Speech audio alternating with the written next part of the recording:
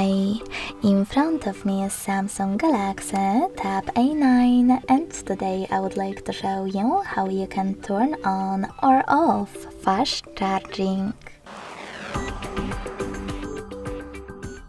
You need to begin by going into Devices Settings and scrolling down to access Battery and Device Care. Now tap on Battery section, scroll all the way down, and click on More Battery Settings.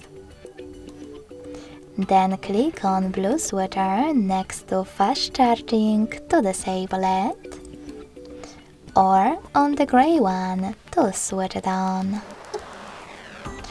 Thanks so much for watching. If you enjoyed this video, leave a like, comment and subscribe. Bye!